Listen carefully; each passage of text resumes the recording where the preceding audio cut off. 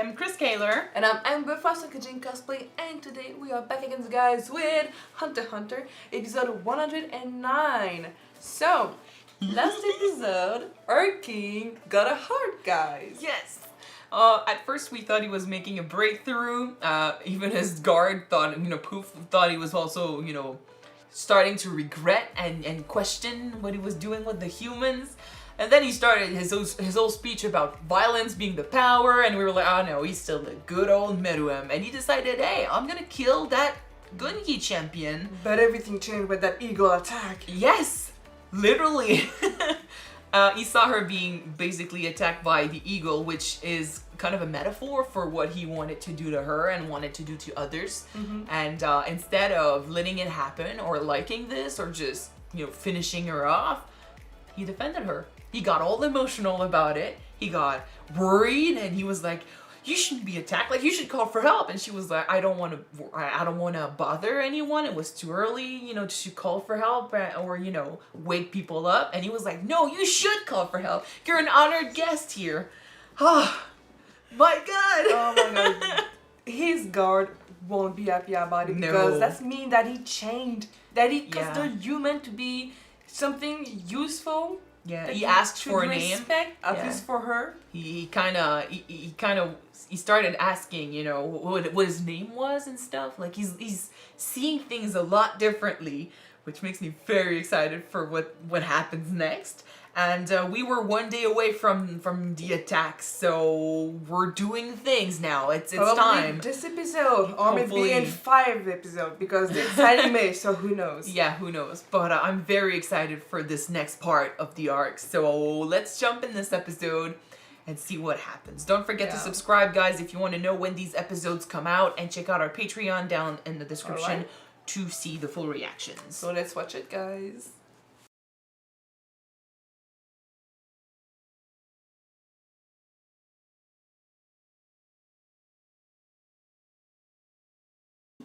So Knuckle did have a good point that they need to maybe rely on the fact that the king might have a heart inside. But Knuckle is, he cares about creatures, he cares about animals, he cares a lot. And now he's found out that basically chimeras are not that different from humans. And he's found, that some of them they have hearts and stuff, and he's about to go against these guards, and eventually, the king is also going to be there.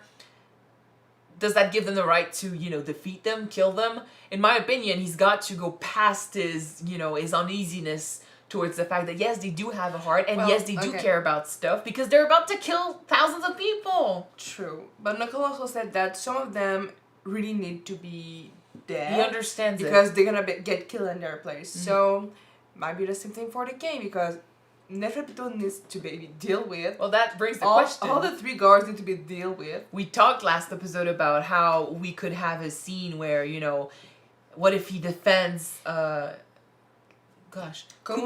Komugi. Oh, God. Komugi, okay. What if he defends her? What if he, puts himself in danger to save her? What if he doesn't attack because they have her? What if his heart shows? And the fact that he has a connection with her, makes us hesitate to kill him. And if he dies, she's going to be really sad. We're going to be the villains for her. So in that case, it doesn't make things easy, but you've got to put that aside and focus on what's going on. It's true, to be fair, that guy, Meruem, he was born, he was told what he was supposed to do, how he was supposed to act, and he just went with it. And now he's just starting to question who he is, what he was born for. That's intense, because he always thought he was supposed to, rule over the world. That's what he was told when he was still in the womb. Technically, if he hadn't killed his mother at his birth, he could have listened to her telling that his name was Meruem, and he's gonna show the camera ends the light in this world, rule for them. Well, that's sort of what the guards are telling him, but still, he's always known one thing, one purpose, and now because of, the Gungi, accident, I guess, because of what happened there, he's starting to question if maybe that's all there is. If he could do something else, perhaps, if that's his purpose. this could lead to so much, but then can we or could we forgive him and let him go, kind of like we did with Colt, if he had a complete switch? And would he have a complete switch? I don't know. The guards would defend him till to death. I think that the difference between Colt and the king, Colt was following orders. But isn't he, though? Okay. Isn't Meruem also following, not orders, but something that was told to him? You know, someone told him he had to do that before birth. It just got an epiphany that he was king. His power was huge above last episode. Everyone else. This episode, because of what happened with the little girl, he was on the balcony saying he was king, but wasn't he something else too? And what's his purpose? He's questioning it. So my question is, like, we don't have time now, like they're attacking, but has he done enough that he needs to be killed? I mean, if someone's that powerful. Sure. I mean, I don't think we can let him go, but then does he need to die? And if he does have to die, how much can he change till then? You know, what is he gonna do?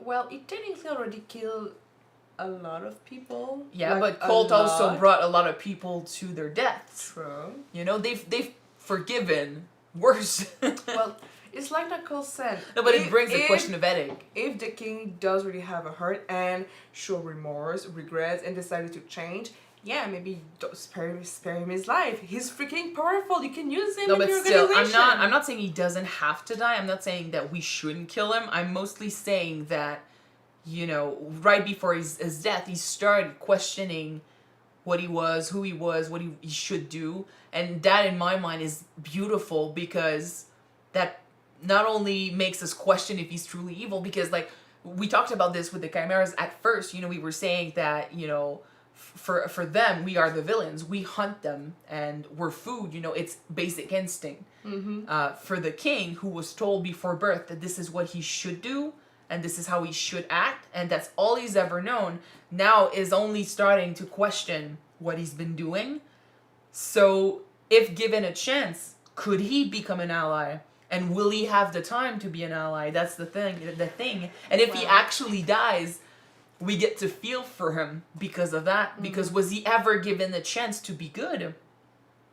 Considering what he's been told since birth, since even before birth. From what we saw, yes, since before birth is being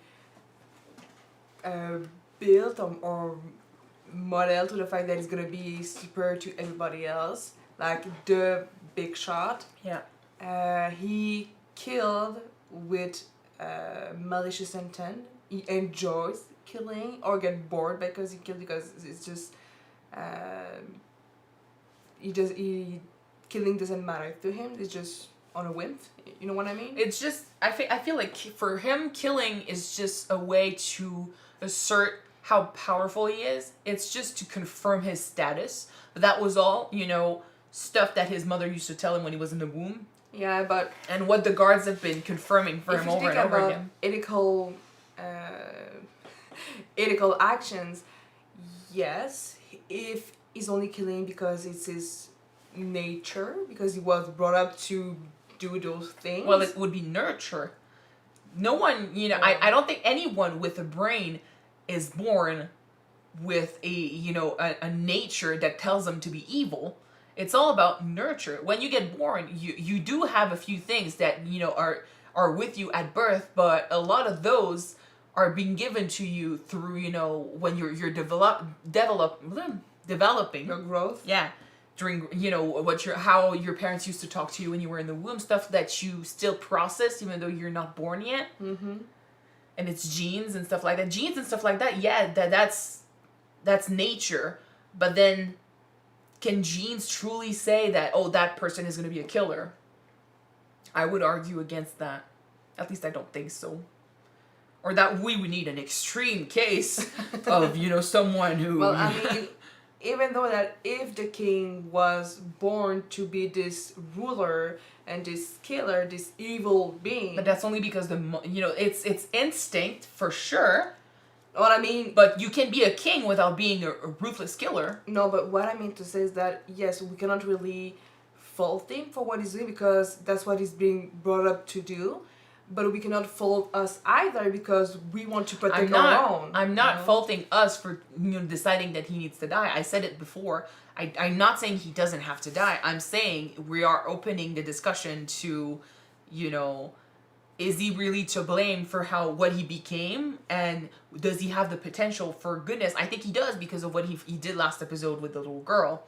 I'm saying also that if he has that potential and he's not given the time to truly explore that potential, we get to feel bad. But there's a thing, we do not have the time because in 10 minutes you don't understand. He's gonna kill people, like a lot of I'm it. sorry, okay? but you don't understand where I'm getting at. It's not an argument or anything. It's the beauty of what they're doing in the show I'm talking about.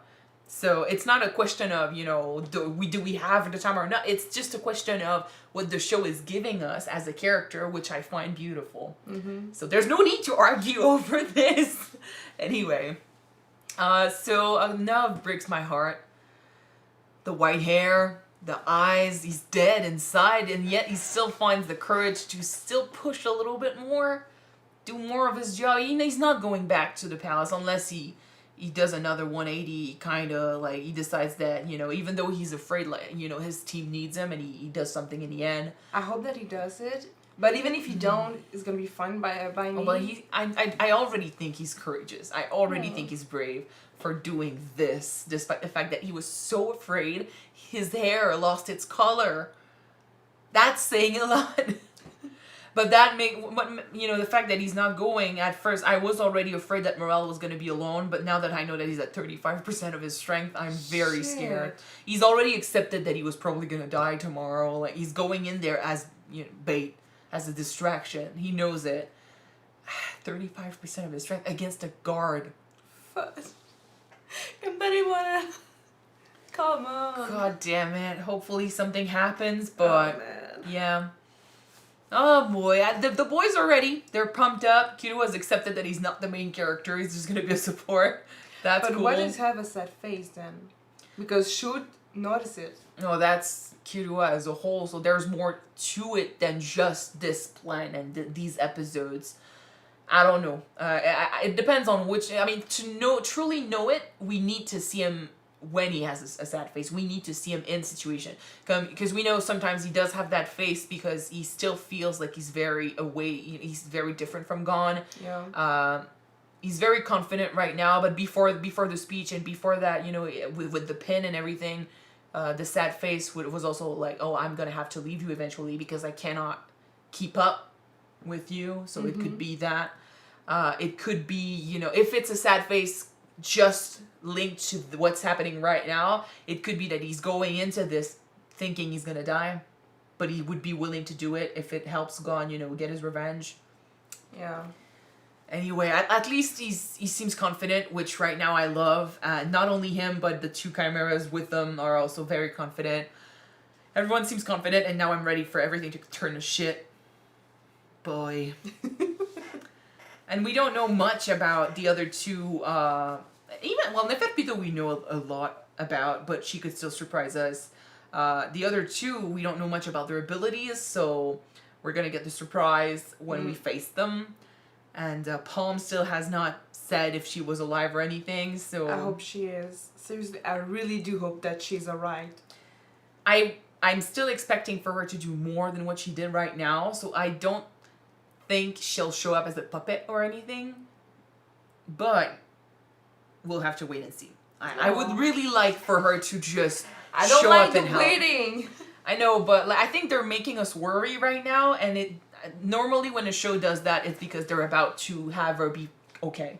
Like, she's gonna show up when we need her and do something cool. Mm-hmm. Normally. But then this show also has destroyed my expectations some here and there, so we'll wait and see. And we don't know, Netero is gonna show up too eventually, so he's gonna take care of Meruem, but that's gonna bring a whole bunch of problems with Komugi, gosh, I keep trying to call her Kimi something. Komugi. I know, Komugi. Anyway, names and me, no. It's like Gungi, but without the gun. Komugi. Yeah. Anyway, okay. So, I'm very excited for next episode. I'm ready for this plan to happen. I'm not ready for anyone to die, but I think we'll be fine for a little bit. I mean, please give us hope. Like, with Kite, it was such a massacre, but we've grown since then. Yeah, we did. Yes, we are not the same as before, and we have the added anger for what happened to Kite. Like, Gon is gonna use that for sure. He almost killed Morel, he said. So do that to Neferpito. Neferpito is the one guard I'm like, she has to go down.